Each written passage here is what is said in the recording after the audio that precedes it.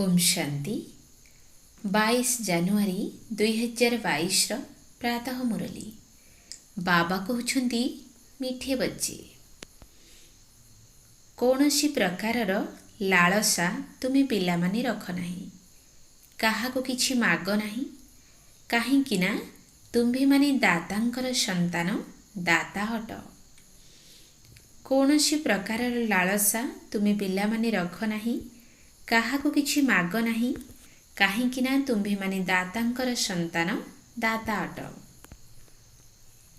प्रश्न तुम्भे माने ईश्वरीय विद्यार्थी अट तुम मानकर लक्ष्य कौन एवं कौन नुही तुम्भे माने ईश्वरीय विद्यार्थी अट तुम मानकर लक्ष्य कौन एवं कौन नुही।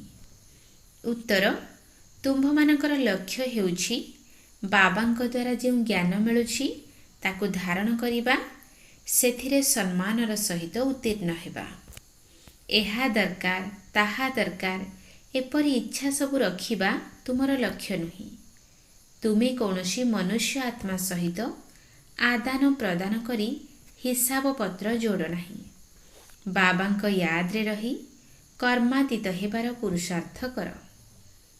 गीत बचपन के दिन भूला न देना। ओम शांति पिलामाने जानिछंती जे एहा हेउछि आत्मिक पिता एवं संतान मानकर संबंध। एबे आत्मिक बाबा बसिछंती एवं पिलामाने मध्य बसिछंती जदि सन्यासी आदि निज आश्रमरु अन्य कुआडे जिबे तो कहिबे अमुक सन्यासी अमुक स्थानर निवासी अटंती। गीता शास्त्र आदि सुनाउछंती एहा कौनसी नुआ कथा नुही ईश्वर सर्वव्यापी कहिबा द्वारा समस्त ज्ञान ही लुप्त हो जाइछि। ये तो हेउछंती आत्मिक पिता जहांकु सबु आत्मा माने मने पकाउछंती आत्मा ही कही थाए ओ परमपिता परमात्मा। जेबे दुख हुए तेबे लौकिक पिता को छाड़ी अविनाशी पिता को ही मने पकाई थांती। जदि सन्यासी होइथिबे तेबे ब्रह्म तत्व को स्मरण करिबे सेमाने हेउछंती ही ब्रह्म ज्ञानी बाबा को याद करि न थांती शिवोहम कहि थांती ओ कहंती मु आत्मा ही परमात्मा अटे। ब्रह्म अथवा तत्व तो रहिबार स्थान अटे एही कथा संपूर्ण नुआ अटे। एही ज्ञान प्राय लोप होई जाई थाए जेउ सबु शास्त्र अछि सेथिरे मोर ज्ञान नाही शास्त्र रे मो ज्ञान नथिबा कारणरू जदि तुमी काहाको बुझाउछ तेबे कहुछंती एहा तो नुआ कथा अटे।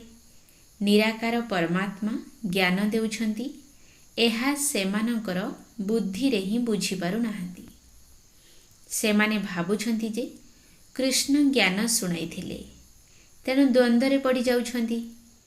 बाबा तो प्रत्येकटी कथा प्रतिपादित करी बताउछंती भक्ति मार्ग रे तुमे समस्ते तांकु याद करूछ समस्ते तो भक्त अटंती भगवान तो जणे ही अटंती समस्तंक भितरे भगवान अछंती बोली भाबिबा द्वारा समस्तंको पूजा करिबारे लागि जाउछंती। प्रथमे एकमात्र शिवंकर भक्ति होई थाए किंतु एही ज्ञान रही न थाए जे सिए कौन करी जाइछंती केबे आसीथिले एकथा जानि नाहंती किंतु ताहा थिला सत प्रधान भक्ति पूजा तांकर होई थाए जहांक ठारु सुख मिली थाए। लक्ष्मी नारायणकर राज्य रे असीम सुख थिला सेमाने स्वर्गर देवता थिले। लक्ष्मी नारायण को सत्यजुगर प्रथम महाराजा महाराणी बोली मानि थांती किंतु सेमाने सत्यजुगर आयुष्य केते जानि न थांती। बाबा प्रत्येक कथा पिलामानकु ही बुझाउछंती पिलामाने ही ब्राह्मण हेबे एहा नुआ रचना अटे ना तुमे समस्तंकु बुझाई पारिबो जे परमपिता परमात्मा प्रजापिता ब्रह्मांक द्वारा नुआ सृष्टिर रचना करुछंती। एकथा तो समस्ते बुझुछंती नचेत प्रजापिता काहींकी कहुछंती एही कथा तुम्भे माने ही जानिछ आउ केही जानि नाहंती। एही नुआ नुआ कथा सेमानंकर बुद्धि रे आसु नाही जेबे सुनी सुनी दृढ़ होई जाउछंती ତେବେ ଜାଣୁଛନ୍ତି ଯେ ଆମେ କେତେ ଘୋର ଅନ୍ଧକାରରେ ଥିଲୁ। ସେମାନେ ନା ଭଗବାନଙ୍କୁ ଜାଣିଥିଲେ ନା ଦେବତାମାନଙ୍କୁ ଜାଣିଥିଲେ। ଯେଉଁମାନେ ଏଠାକୁ ଆସିକରି ଯାଇଥାନ୍ତି ସେମାନଙ୍କର ହିଁ ଭକ୍ତି କରାଯାଇଥାଏ।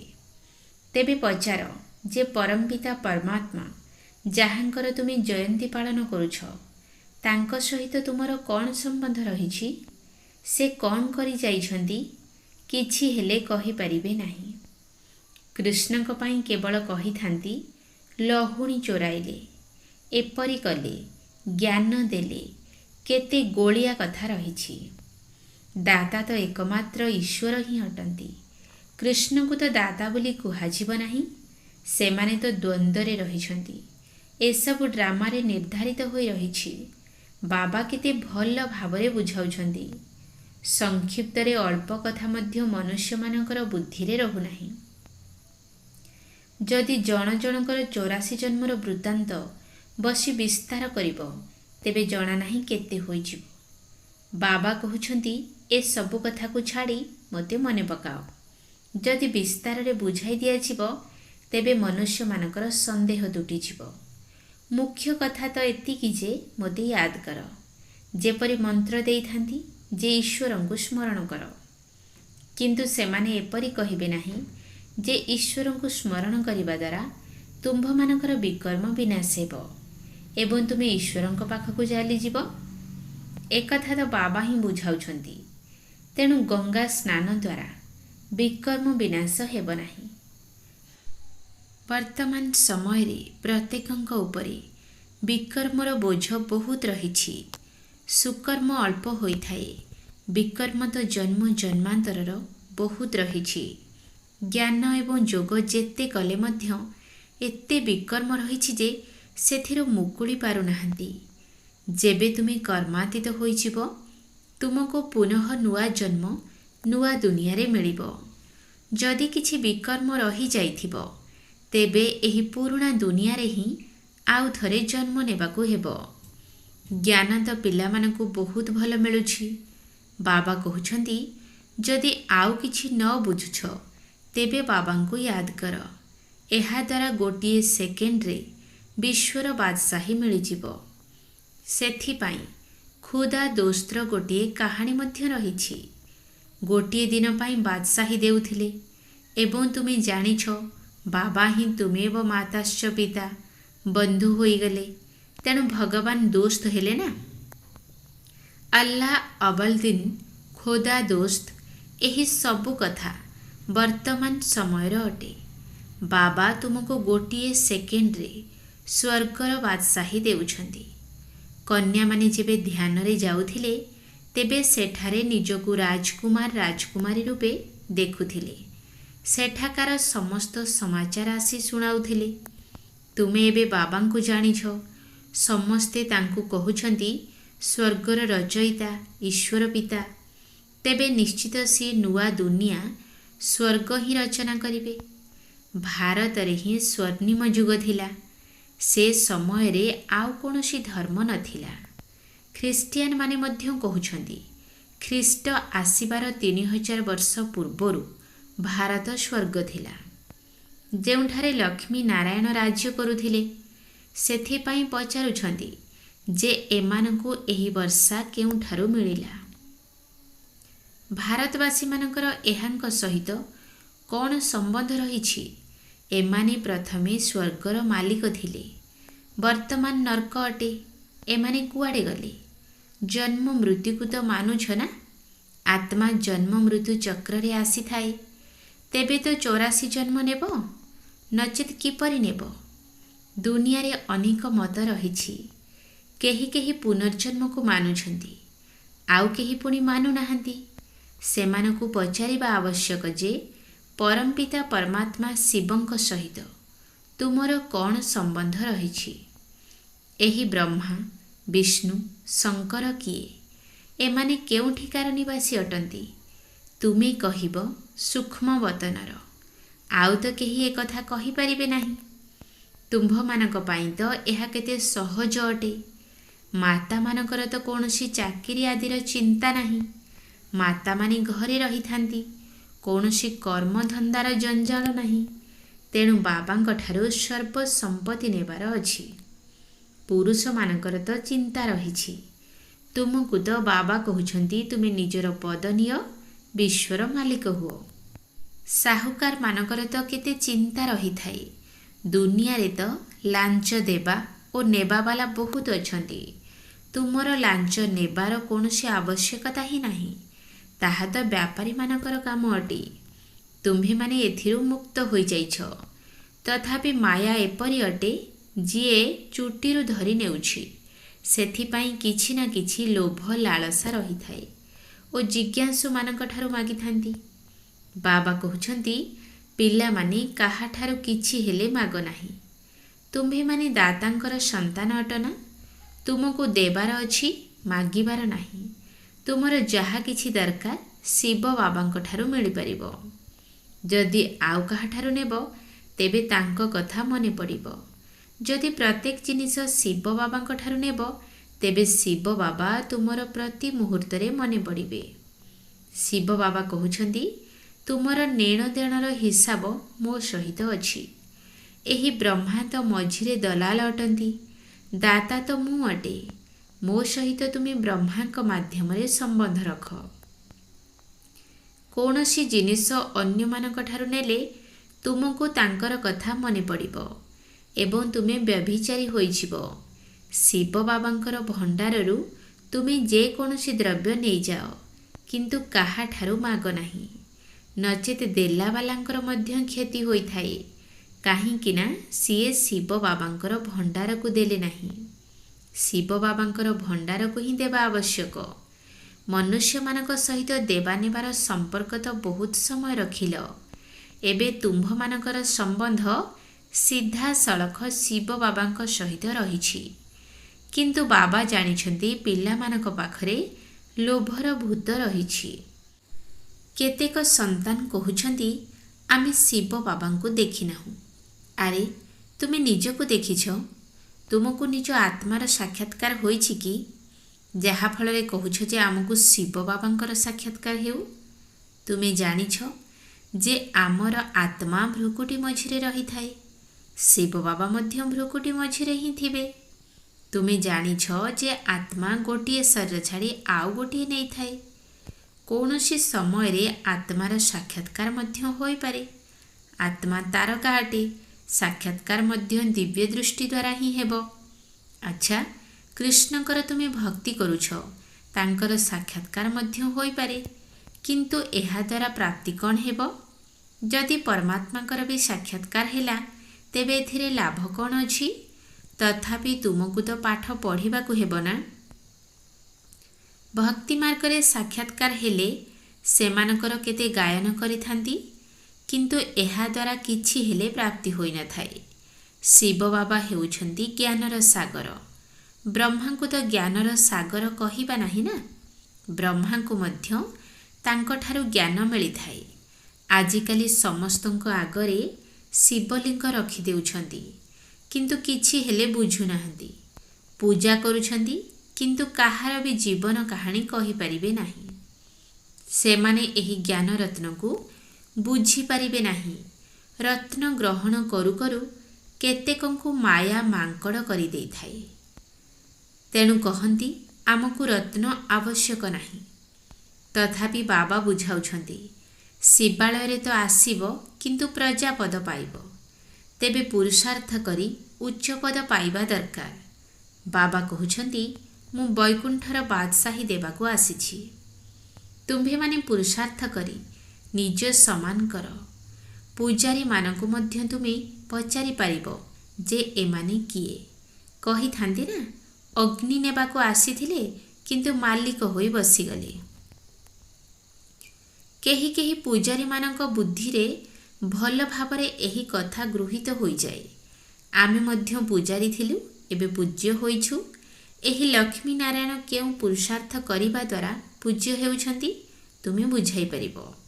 ବାବା କହୁଛନ୍ତି, ଯେଉଁଠାରେ ମୋର ଭକ୍ତ ଅଛନ୍ତି ସେମାନଙ୍କୁ ବୁଝାଅ। ଶିବଙ୍କର ମନ୍ଦିରରେ, ଲକ୍ଷ୍ମୀ ନାରାୟଣଙ୍କର ମନ୍ଦିରରେ ଭକ୍ତମାନେ ଥିବେ। ଜଗଦମ୍ବାଙ୍କର ମନ୍ଦିରକୁ ମଧ୍ୟ ଯାଅ। ପୂଜାରୀ ମାନଙ୍କୁ ବୁଝାଅ, ସେମାନେ ପୁଣି ଅନ୍ୟମାନଙ୍କୁ ବୁଝାଇବେ। ଯଦି ପୂଜାରୀ ବସି କାହାକୁ ଜଗଦମ୍ବାଙ୍କର କର୍ତ୍ତବ୍ୟ ବିଷୟରେ କହିବେ, ତେବେ ସମସ୍ତେ ଖୁସି ହୋଇଯିବେ। ସେମାନଙ୍କୁ କହିବା ଆବଶ୍ୟକ ଯେ ତୁମେ ଏହିସବୁ କଥାଗୁଡ଼ିକୁ ବୁଝ। ତୁମେ ଯଦି ବସି କାହାକୁ ଏହି ଦେବତାମାନଙ୍କର ଜୀବନ କାହାଣୀ ଶୁଣାଇବ, ତେବେ ତୁମକୁ ବହୁତ ପଇସା ମିଳିବ। ଏହି କଥା ମଧ୍ୟ ସେହିମାନେ ବୁଝାଇ ପାରିବେ ଯିଏ ଦେହୀ ଅଭିମାନୀ ଅଟନ୍ତି। ଦେହ ଅଭିମାନୀ ଆତ୍ମାକୁ ତ ସାରା ଦିନ ଏହା ଦରକାର, ତାହା ଦରକାର, ଏହିପରି ଲୋଭ ଲାଳସା ରହିଥାଏ। ଛାତ୍ରମାନଙ୍କୁ ତ ଜ୍ଞାନର ଲାଳସା ରହିବା ଆବଶ୍ୟକ ଯେ ମୁଁ ସମ୍ମାନର ସହିତ ପାସ୍ ହୋଇଯାଏ। ଏହା ହେଉଛି ବିଦ୍ୟା ଅଧ୍ୟୟନର ଲକ୍ଷ୍ୟ। ଡ୍ରାମାର ରହସ୍ୟକୁ ମଧ୍ୟ ବୁଝିବାକୁ ହେବ। ଏହି ଡ୍ରାମା କୌଣସି ଲମ୍ବା ଚଉଡ଼ା ନୁହେଁ, କିନ୍ତୁ ଶାସ୍ତ୍ରରେ ଏହାର ଆୟୁଷ ଲମ୍ବା ଲେଖିଦେଇଛନ୍ତି। ତେଣୁ ଏସବୁ ବୁଦ୍ଧିରେ ବୁଝିବା ଦରକାର। ସେବା ତ ବହୁତ ଅଛି, ହେଲେ କେହି କରି ଦେଖାନ୍ତୁ। ବାବାଙ୍କ ଠାରୁ କୌଣସି କୃପା ମଗାଯାଇ ନଥାଏ। କହିଥାନ୍ତି ଭଗବାନ ଗୋଟିଏ ସନ୍ତାନ ଦିଅ, ତେବେ କୁଳର ବୃଦ୍ଧି ହେବ। ଆରେ ବାବା ତ ନିଜ କୁଳର ବୃଦ୍ଧି କରୁଛନ୍ତି। ଏହି ସମୟରେ ପୁଣି ଦେବତା କୁଳର ବୃଦ୍ଧି ହେଉଛି, ଏବେ ଈଶ୍ୱରୀୟ କୁଳର ବୃଦ୍ଧି ହେଉଛି। ତୁମ୍ଭେମାନେ ତ ଈଶ୍ୱରୀୟ ସନ୍ତାନ ଅଟ। ତେଣୁ ବାବା ବୁଝାଉଛନ୍ତି ଯେ ଏହି ସବୁ ଇଚ୍ଛାକୁ ଛାଡ଼ି ଏକମାତ୍ର ବାବାଙ୍କୁ ୟାଦ କର। ବନ୍ଧନ ଆଦି ଅଛି, ଏସବୁ କର୍ମର ହିସାବ ଅଟେ। ବାବାଙ୍କୁ ଦେଖ କେତେ ବନ୍ଧନ ରହିଛି, କେତେ ପିଲାମାନଙ୍କର ଚିନ୍ତା ରହିଥାଏ, କେତେ ମନାନ୍ତର ହୋଇଥାଏ, କେତେ ନିନ୍ଦା କରୁଛନ୍ତି। ଅପସେବା କରିବା ସହଜ, କିନ୍ତୁ ଶୁଦ୍ଧ ସେବା କରିବା ବହୁତ କଷ୍ଟକର ଅଟେ। ଜଣେ ଖରାପ ହେଲେ 10-20 ଜଣଙ୍କୁ ଖରାପ କରିଦେଇଥାନ୍ତି। ବହୁତ ମେହନତରେ 5-8 ଜଣ ବାହାରିଥାନ୍ତି। କେତେକ ସେଣ୍ଟରକୁ ଆସୁଛନ୍ତି, ପୁଣି ମୁହଁ କଳା କରୁଛନ୍ତି। ଏହିପରି ମାଙ୍କଡ଼ ବୁଦ୍ଧି ବାୟୁମଣ୍ଡଳକୁ ଖରାପ କରିଥାନ୍ତି। ଏଭଳି ଆତ୍ମାକୁ ତୁମେ ଏଠାରେ ବସାଉଛ କାହିଁକି? ଯଦି ମୁହଁ କଳା କଲେ, ତେବେ ତାର ପ୍ରଭାବ ବହୁତ ସମୟ ଚାଲିଥାଏ। ରେଜିଷ୍ଟରରୁ ଜଣା ପଡ଼ିଯାଇଥାଏ। 4-5 ବର୍ଷ ଆସି ପୁଣି ଆସିବା ବନ୍ଦ କରିଦେଇଥାନ୍ତି। ବାବା ବୁଝାଉଛନ୍ତି, ଏପରି କରିବା ଦ୍ୱାରା ତୁମେ ରାଜପଦ ପାଇପାରିବ ନାହିଁ। ଇନ୍ଦ୍ରପ୍ରସ୍ଥର କାହାଣୀ ମଧ୍ୟ ରହିଛି ଯେ ପଥର ହୋଇଗଲେ ତୁମେମାନେ ବି ପଥର ବୁଦ୍ଧି ହୋଇଯିବ, ପାରସମଣି ହୋଇପାରିବ ନାହିଁ। ଏହା ସତ୍ତ୍ୱେ ପୁରୁଷାର୍ଥ କରୁନାହାନ୍ତି। ଏହା ବି ଡ୍ରାମାରେ ନିର୍ଦ୍ଧାରିତ ଅଛି। ରାଜଧାନୀରେ କ୍ରମାନୁସାରେ ପଦ ରହିଥାଏ। ଚାକର, ଚଣ୍ଡାଳ ଆଦି ସବୁ ଆବଶ୍ୟକ।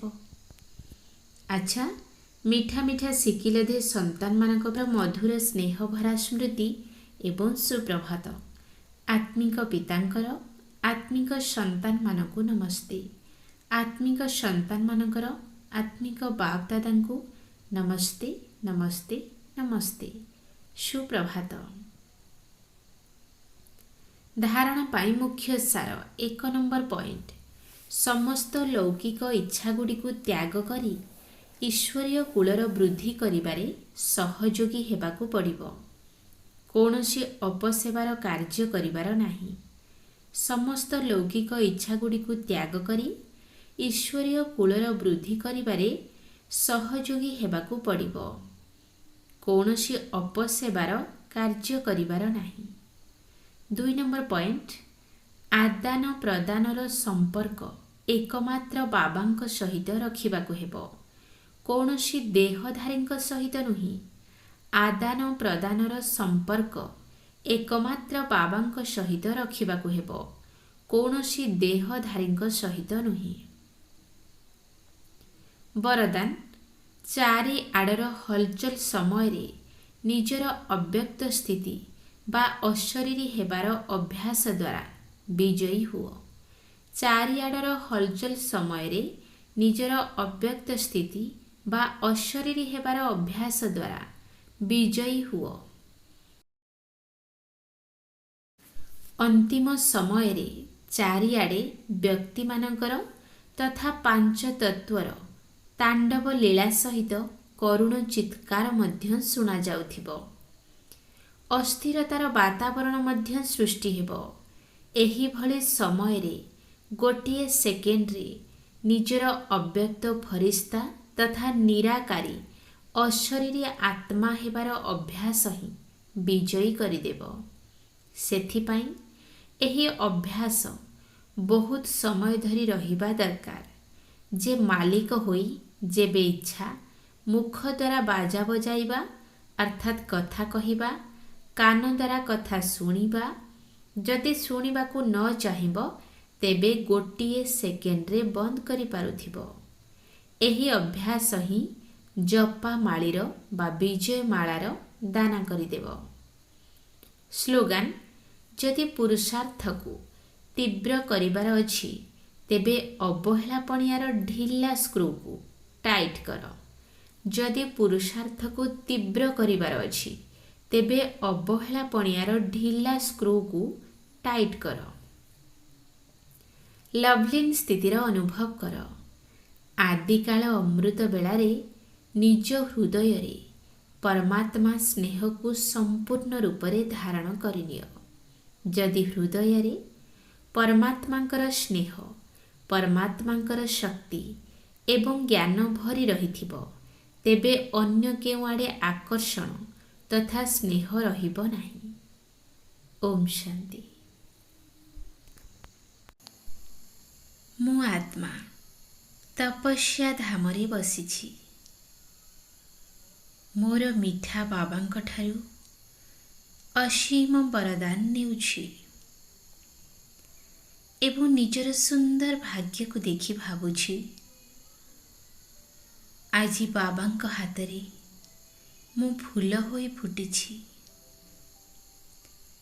ପ୍ରତ୍ୟେକ ହୃଦୟକୁ ସୁଗନ୍ଧିତ କରି ଈଶ୍ୱରୀୟ ସମ୍ପତ୍ତିରେ ଭରପୁର କରୁଛି।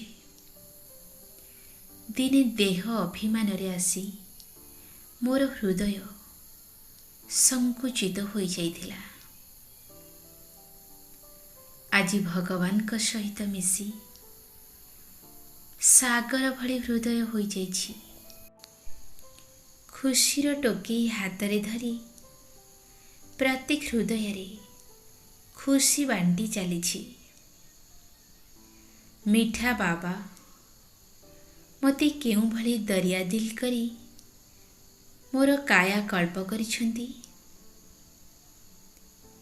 ପ୍ରତ୍ୟେକ ଲୋମକୂପରୁ ମିଠା ବାବାଙ୍କୁ ଧନ୍ୟବାଦ ଦେଇ ମୁଁ ଆତ୍ମା ପ୍ରିୟ ବାବାଙ୍କ ସ୍ନେହରେ ହଜିଯାଇଛି।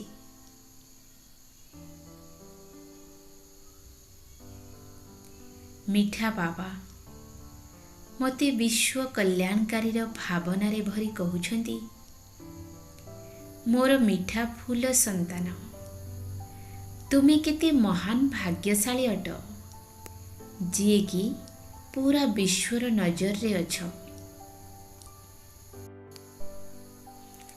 ତେଣୁ ସଦା ନିଜ ଭିତରେ ଶକ୍ତିର ଷ୍ଟକ୍ ଭରପୁର କର ଏବଂ ଦାତାଙ୍କ ସନ୍ତାନ ହୋଇ ସମସ୍ତଙ୍କୁ ସହଯୋଗ ଦିଅ। ସଦା ଶୁଭ ଭାବନା ଏବଂ ସମର୍ଥ ସଂକଳ୍ପରେ ଭରପୁର ହୋଇ ସମସ୍ତଙ୍କ ହୃଦୟରେ ସଚ୍ଚା ଖୁସି ଭରିଦିଅ। ଗୁଣ ଏବଂ ଶକ୍ତିରେ ସମ୍ପନ୍ନ ହୋଇ ସଚ୍ଚା ସେବାଧାରୀ ହୁଅ। ମୁଁ ଆତ୍ମା ମିଠା ବାବାଙ୍କର ଅସୀମ ସ୍ନେହ ପାଇ ଖୁସିରେ ନାଚି କହୁଛି, ମୋର ମିଠା ମିଠା ବାବା, ଆପଣ ମୋ ଆତ୍ମାର ଭାଗ୍ୟ କେତେ ସୁନ୍ଦର କରିଦେଲେ। ସମସ୍ତଙ୍କ ପାଇଁ ପ୍ରେମ ଶୁଭ ଭାବନା ଶିଖାଇ ମୋତେ କେତେ ସୁଖଦାୟୀ କରିଦେଲେ। ମୁଁ ଆତ୍ମା ପ୍ରତ୍ୟେକ ଆତ୍ମାର ବିଶେଷତାର ମୋତି ଦେଖିଲା ବାଲା ଆପଣଙ୍କ ସ୍ନେହରେ ହୋଲି ହଂସ ହୋଇ ହସୁଛି।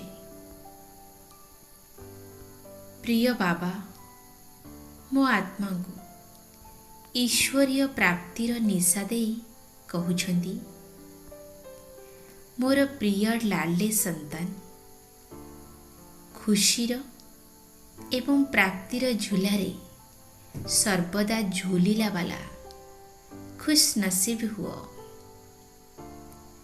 एही निशारे सदा बुड़ी रुह, निष्काम सेवाधारी होई निरंतर ईश्वरीय पथरे बढ़ी चल। सच्चा सेवा भावनारे ओतप्रोत होई प्राप्तिर प्रत्यक्ष फल खाइला वाला खुशी रे सर्वदा खेली चल। मो आत्मा प्रिय बाबांकर मूल्यवान शिक्षा को पाई गुण एवं शक्ति रे सजेई होई कहूछि, मोर मीठा प्रिय बाबा, आपणक फूल भली कोल को आसी मो आत्मार जीवन गुणर सुगंध गला। मो आत्मा निजर सत्य स्वरूप स्थित होई विश्व कल्याणर भावना हृदय रे भरी सारा विश्व को आत्मिक मूल्य रे सजाउछि। मीठा बाबा, मो आत्मार महान भाग्यर निशा देई कहउछंती, मीठे प्यारे सिकिला थे बच्चे। ईश्वर पितांक ठारू मिलुथिबा सर्व प्राप्तिर निशारे रही सदा संतुष्ट मणि होई सदा निजकू एवं वायुमंडल को सुरक्षित रखिला वाला सच्चा सेवाधारी होई ईश्वर पितांकु हृदय सिंहासन रे रखी खुशी हुओ। सदा निमित एवं निर्माण होई डबल रोजगार करी मालामाल हो। मो आत्मा मीठा बाबांक ईश्वरीय दौलत रे अमीर होई कहूछि, प्रिय बाबा, आपण मो हृदय को विशाल करि देइछन्ति। मो आत्मा समस्तंक जीवन को खुशीर बसंत रे सजाउछि। ईश्वरीय गुण को पूरा विश्व रे विछुरित करुछि। बाबांक सहित मीठा मीठा कथा होई मो आत्मा कर्म क्षेत्र को लेउटी आसुछि। ओम शांति।